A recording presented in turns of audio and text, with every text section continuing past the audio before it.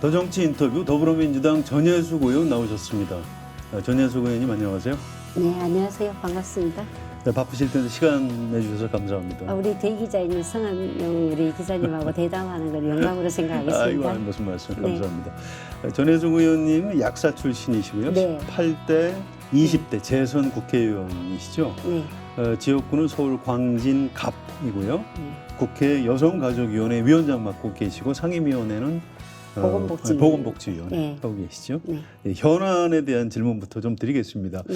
사실은 오늘 인터뷰를 할 수 있을까 걱정을 했었어요. 지금 더불어민주당 의원들 비상대기령 내려 네. 있는 걸로 알고 있습니다. 네, 그렇습니다. 예, 선거법 개정 또 공수처법 검경 수사권 조정 이 패스트 트랙 걸려 있는데요. 이거 네. 어떻게 될 것 같습니까? 국민에 대한 신뢰, 국민에 대한 약속 이것을 지키기 위해서 아마 다른 당도 해야 된다라는 그런 마음을 갖고 있고요. 네, 저희 더불어민주당 같은 경우에는 이 선거법이 저희들이 달가운 건 아니에요. 네, 그렇죠. 예, 네, 저희 자유한국당은 마찬가지예요. 그럼 1, 2당이 좀 손해를 보게 예, 되죠. 1, 2당이 굉장한 네. 손해를 보죠. 네. 그래서 저희들도 달갑지 않지만 우리 당에 유리하다고 우리가 받고 불리하다고 받을 수 있는 것은 정치 도의가 아니라고 생각을 하고 네. 저희 당 의원들도 불만은 많지만 그렇게 가자라고 그냥 하는 거죠. 네, 패스트 트랙에 올라간 이후에도 자유한국당에서 안을 내면 또 협상을 해서 선거법을 새로 만들 수도 있는 거죠. 그렇죠. 일단 시간이 쫓기니까 네, 일단 상정하고 그 사이에 자유한국당의 의견을 논의 과정에서 저희들이 녹여나가는 거죠. 원래 네. 뭐 우리가 뭐 연역법으로 이거다라고 하는 건 아니거든요. 네. 정치라는 게. 처음에 18대 때 비례대표 국회의원 네. 하셨는데요. 자, 비례대표 제도에 대해서 어떻게 생각하십니까? 이게 자유한국당에서는 아예 없애자 뭐 이런 안도 내놨는데요. 전문성을 가진 인재 확보 차원에서 아직도 필요하다 이렇게 보는 견해도 있고요. 어떻게 생각하십니까? 사회에서 봉사하고 있지만 별로 유명하지는 않아도 소외계층을 대변할 수 있는 분들은 비례대표를 통해서 들어올 수밖에 없거든요. 그렇군요. 그래 그분들이 와서 그 소외된 사람들의 입장을 대변하고 거기에 필요한 입법을 해줘야 되는 건데 거기에 속하지 않은 사람들은 그게 무슨 말인지 왜 그렇게 해야 되는지를 알 수가 없습니다. 그렇죠. 예, 그런 의미에서 그렇게 하고 그다음 이제 정치 쪽에 관여하지 않았지만 다른 파트에서 상당히 유능한 인물이 있습니다. 평소에 정치 필드에서는 뛰지 않았지만 네. 그런 분들의 등용문으로 해서 저희들이 영입 케이스로 또 비례대표를 하는 경우도 있지 않습니까? 자유한국당 같은 경우에는 비례대표 없애자. 네. 그럼 전부 모두 올 지역구로 가자. 이렇게 하고 있는데 저희가 사실은 여성들이 우리 대한민국은 여성이 거의 17점 몇 프로 이렇게밖에 안 되거든요. 그렇죠. 근데 외국 나가면 거의 한 50% 가까이 되고 있습니다. 네, 성비가 50%니까 50%가 정상이죠. 예, 그래서 이 여성 정치인이 굉장히 적어요, 우리나라가. 저희가 경제 대국이면서 여성 정치인의 정계 진출에 대해서는 굉장히 인색하고 네. 후진적인 겁니다. 그래서 그런 부분에 있어서 비례대표가 하나의 등용문인데 네. 이 비례대표도 굉장히 적습니다. 그래서 비례대표를 저는 많이 늘려야 된다.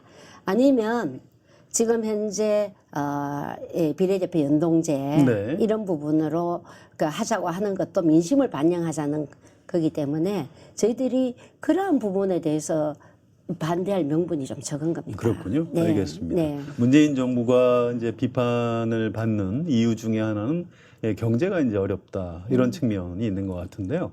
자, 실제 지역구 현장에서 느끼는 어떤 유권자들의 민심 수준 지금 어떻습니까? 사실 문재인 정부가 들어오기 전에는 저희 나라가 전쟁 위기였습니다. 지금 전쟁이 나느냐 안 나느냐, 사들을 배치했는데 네. 찬성하느냐 반대하느냐, 그리고 이제 외국 기업들에게 외국 기업들이 이제 우리 대한민국에 있는 기업들에게 말씀하기를 이제 빨리 철수할 준비를 해라. 그랬죠. 네, 그렇습니다. 그거야말로 가장 심각한 경제 위기였습니다. 그런데 문재인 정부 들어와서 바로 이제 대통령께서 제일 그 남북한 문제를 해결하지 않고는 우리 대한민국이 미래가 없다 이런 생각을 하시면서 그렇죠. 남북 관계 회복을 하기 위한 행보를 하시고부터 이게 평화무드로 가면서 우리가 예를 들어서 대외 신뢰도가 높아지고 많이 올라왔죠. 경제 평가에서도 우리가 굉장한 높은 평가를 받기 시작했고 또 양극화가 굉장히 심각합니다. 그렇죠. 그래서 서민들은 경제가 발전했다고 하지만 서민들의 소수문이 늘 줄어들었어요. 심지어는 슈퍼도 다 대기업으로 가버렸고요. 네, 그렇습니다. 커피점도 다 대기업으로 가버렸어요. 그렇죠. 그래서 저희가 저희 당에서 을지로위원회를 만들어서 그렇죠. 어린 눈물을 닦아주자 해서 카드 수수료를 또 낮추고 또 서민들에 대해서 금융 위기에서 구제하는 것도 했고요. 제가 보건복지에 있지 않습니까? 그렇죠. 보건복지에서 저희들은 뭘 했냐면 아파서 빈곤으로 국민들이 아팠을 때 병원비로 인해서 빈곤으로 빠지는 걸 막아주자 해서 저희가 그분들을 구제금융할 수 있는 2천만 원 이상을 되면 재난적 어려움에 대해서 정부가 보장해주는 어르신들의 기초노령연금을 30만 원 인상했습니다. 예, 그리고 우리 아이들 키우는데 아이들이 돈이 없어서 밥을 못 먹인다거나 또 아이들의 눈물을 흘리게 해서는 안 된다 해서 아동수당을 저희들이 또 10만 원을 만들었습니다. 국민들이 체감할 때는 참 힘들죠. 네. 뭐가 나아진지 모르겠다. 또 어떤 분은 뭐 최저임금을 올려놨더니 사람들이 나가버리고 이러니까 문 닫는 데도 많아지고 너무 힘든다라고 하지만 네. 실제적으로 신한은행이 발표를 했더라고요. 그 보고서에 보면 소득 격차는 이제 조금씩 줄어들고 있다는 게 보입니다. 그러나 체감할 정도는 아니기 때문에 저희는 많이 노력해야 된다. 아직 국민들이 좀 나아졌다라고 느끼기에는 좀 힘든다. 자, 여성가족위원회 위원장이시기 때문에 네. 그쪽 현안 몇 가지만 좀 여쭤보겠습니다. 헌법재판소에서 그 낙태죄 헌법 불합치 결정을 내렸고 이제 국회에다가 법을 좀 개정해라 이렇게 이제 권고를 했는데요. 자, 이게 굉장히 어려운 문제 같습니다. 낙태죄 위헌 이후 법률 개정 이것도 대체 어떻게 해야 됩니까? 뭐 여성계 운동을 하시는 분들은 최소한 이게 이제 뭐 여성이 자기 자신을 지켜야 되는 거. 네. 여성이 임신을 하기 싫고 또 정말 본인은 원하지 않는 임신. 그러니까 뭐 예를 강간을 당했다거나 윤관을 당했다거나 성폭행을 당했다. 뭐 이런 경우에 그 본인들 또 어떤 질병이 암이라든가 암이 있는 걸 모르고 아이가 임신됐을 그럴 경우, 수 있죠. 예. 그런 경우에 아이를 임신하면 암 덩어리가 더 커져서 그렇죠. 본인의 생명을 잃는 경우 이런 경우들인데 자기 결정권이 없는 거예요. 그래서 그 여성의 인권을 우리가 보호해야 된다 하는 측면에서는 대단히 환영하고요. 결정이죠. 네. 또 우리 종교계에서 말씀하시는 것처럼 생명을 존중해야 된다는 부분에서는 저희들이 좀 대단히 송구스러운 일이기도 합니다. 네. 아직도 우리나라에서 여성에 대한 차별이 좀 많이 존재하는 것 같아요. 이게 어떻게 좀 개선을 해 나가야 될까요? 좀 충격적인 요법이 좀 필요한가요? 어떻게 보십니까? 그러니까 여성은 육아와 남편을 시중드는데 국한해서 보고 저희들 어릴 때 장래 희망은 신사임당이었습니다. 네. 현모양처. 이렇게 네. 신사임당 혹은 현모양처 현모양처. 이걸 쓰지 않으면 정답이죠. 예, 네. 그렇게 되어 있는 교육을 받았고 그렇게 하다 보니까 여성들의 경력 단절이 우리나라는 너무 심각합니다. 그러면서 이 여성들이 육아와 직장을 병행할 수 있도록 되어 있는 시스템도 안 돼 있어요. 그래서 직장 내에 아이를 키울 수 있는 어린이집이 거의 없고요. 네. 예. 그리고 여성들이 그 육아로 인해서 굉장한 스트레스를 많이 받고 또 남성들은 우리 성한은 대기자님 어떠신가 모르겠는데 가정에서 아이들 돌보고 혹시 부엌에 가서 일하세요? 잘 못하죠. 예, 그렇죠. 그렇습니다. 네. 예, 우리 시대에는 네. 그런가 하면 어머님들이 시어머니가 난리가 싫어하시죠. 났습니다. 예. 그렇다 보니까 대기업에 여성 등기되는 여성 임원이 너무 적은 거예요, 우리나라는. 그러니까 여성들은 다 비정규직. 그러니까 유리천장이 너무 높아요. 그러다 보니까 여성을 배려하는 시스템 우리나라 너무 안 됐습니다. 저희가 보면 2017년도에 OECD 성별 임금 격차를 봐도 OECD 국가 평균이 13.8%. 근데 우리나라는 34.6%에서 1위를 기록하고 네, 있습니다. 네. 이게 아주 단편적인 부끄러운 부끄러운 현실이네요. 일이에요. 네. 예. 그리고 저희들이 작년에 미투 운동이 이제 덜불처럼 일어나지 않습니까?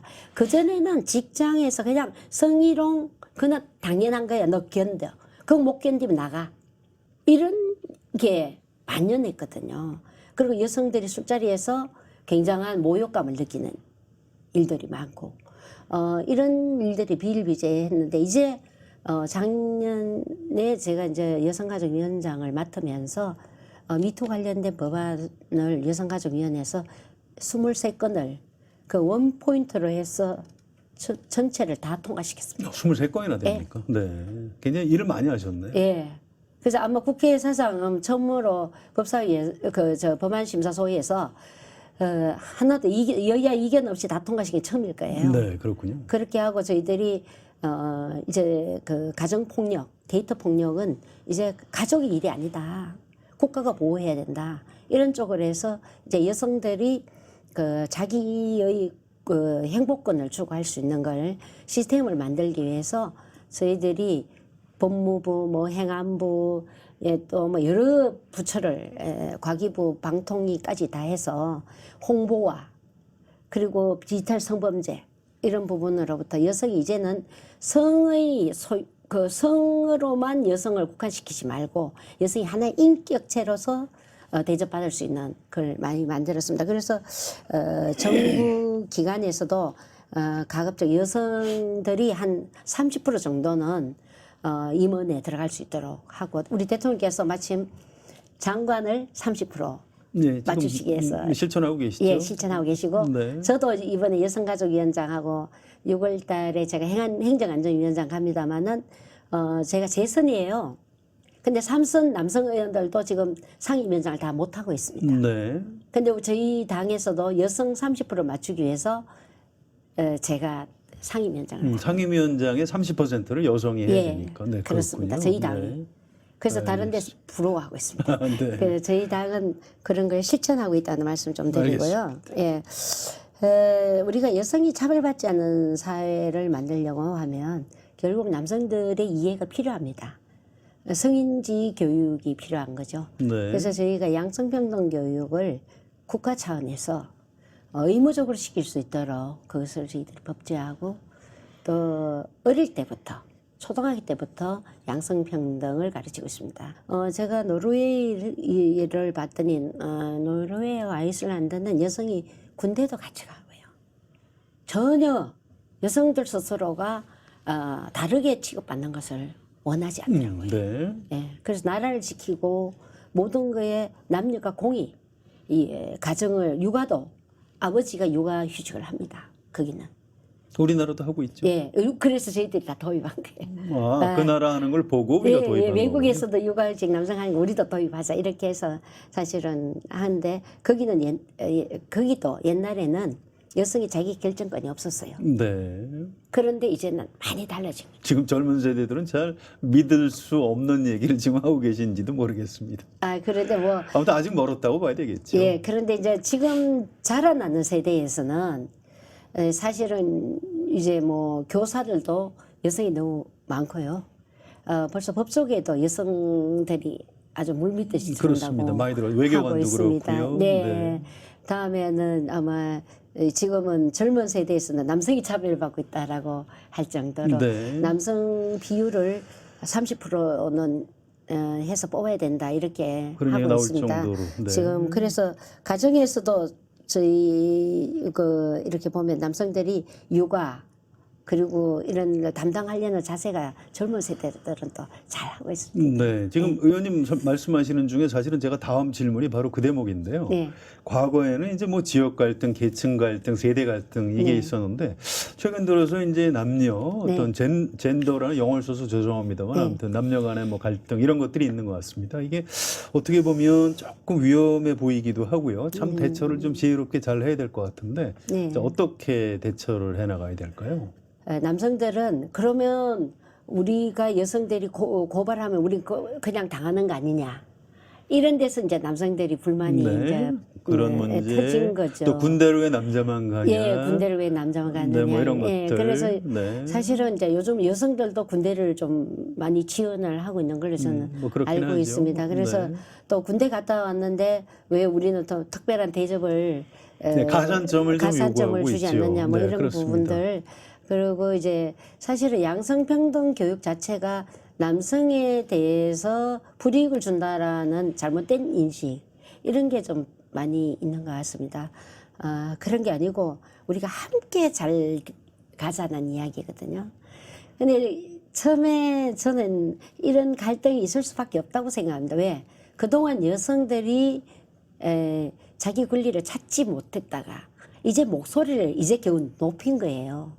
높이다 보니까 거기에 대해서 모든 법과 제도가 나오다 보니까 남성들이 소외될 수밖에 없는 이런 하나의 과도기라고 저는 봅니다. 과도기이기 때문에. 그래서 네. 이제 양성평등 교육이 초등학교부터 해서 아주 그냥 젠더 그 감수성이 뛰어나게 되면 저는 이런 부분도 다 완화되리라고 봅니다. 자, 정치인이시기 때문에 몇 가지 좀 간단한 질문거리들이 있습니다. 처음에 내가 정치를 해야 되겠다 이렇게 마음먹은 계기 같은 게 있으신가요?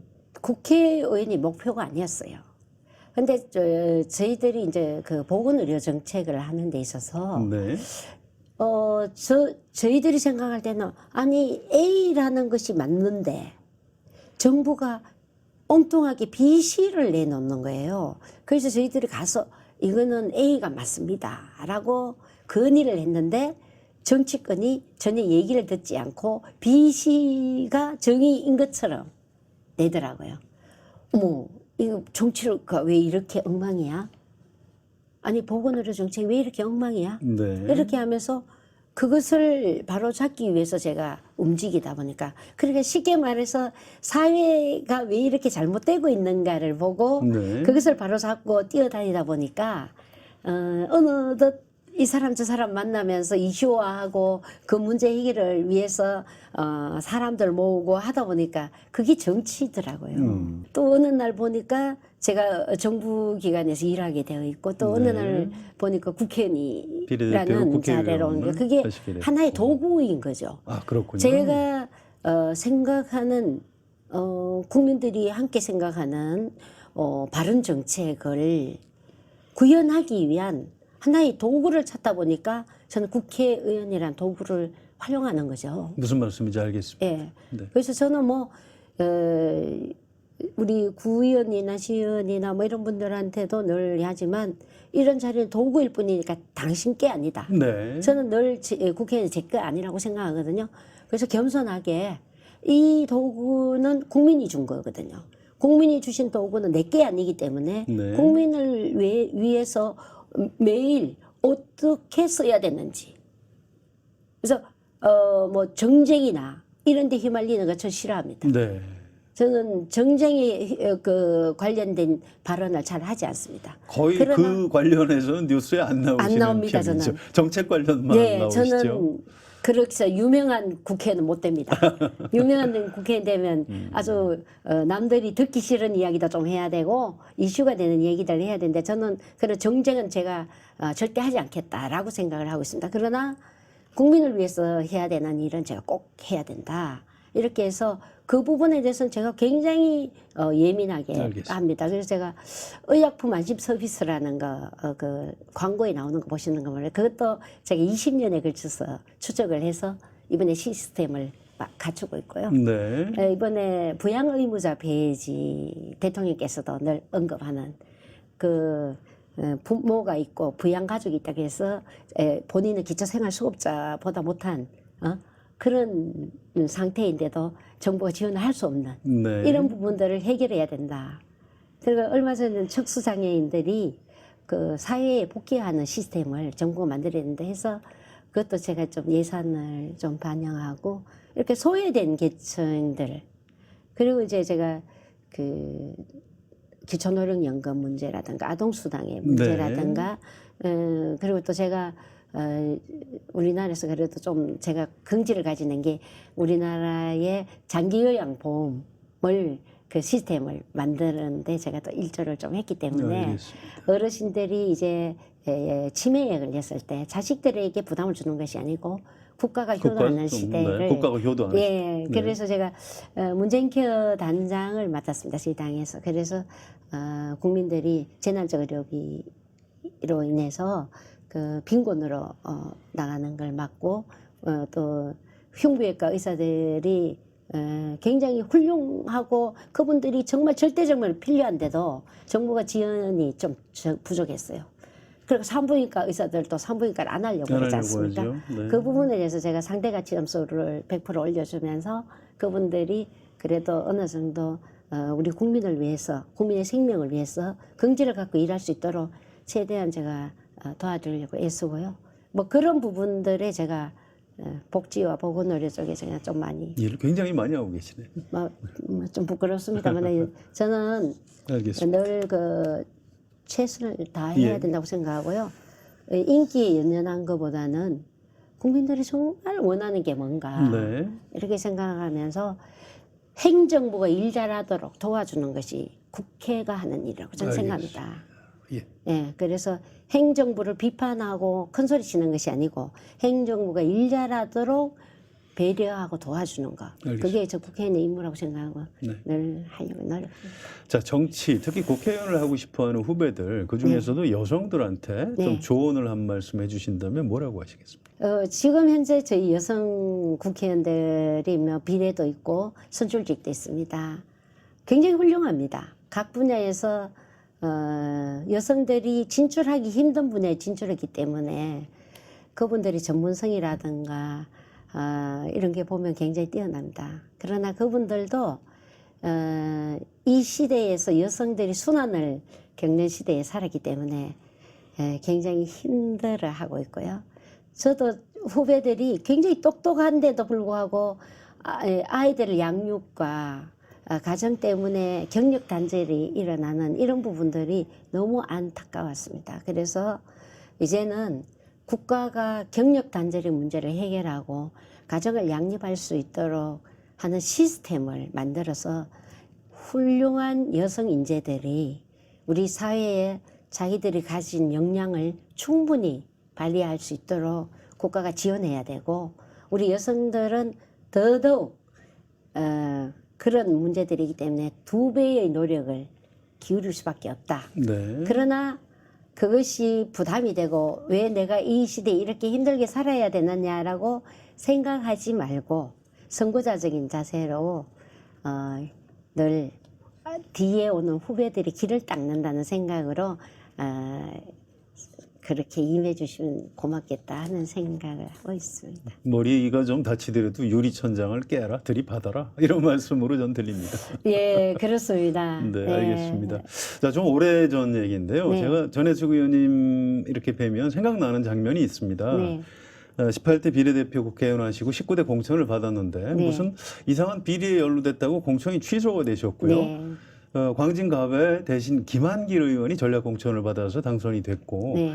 그런데 이제 1년 뒤에 무죄가 나왔어요. 네. 그래서 김한길 의원이 대표를 하면서 참 그 위로를 드린다. 어떻게든 명예회복을 좀 뭐 해드리도록 하겠다라고 공식 성명을 낸 적이 있습니다. 네. 뭐 근데 이미 공천 취소됐고 국회의원은 다른 사람이 됐는데 굉장히 억울하고 분통이 터지셨을 것 같아요. 아무튼 지금은 네. 20대 이제 국회의원이 되셨는데 네. 그때 그 일 다 잊으셨습니까? 어떻게 좀 정리를 하셨나요, 마음을? 말씀하신 대로 굉장히 힘들었습니다. 그래서 나중에는 이제 위장이 그냥 뭐 경련이 일어나고 제가 체중이 막 엄청나게 많이 빠지고 힘들었는데 그때 제가 죽겠구나 하는 생각이 들더라고요.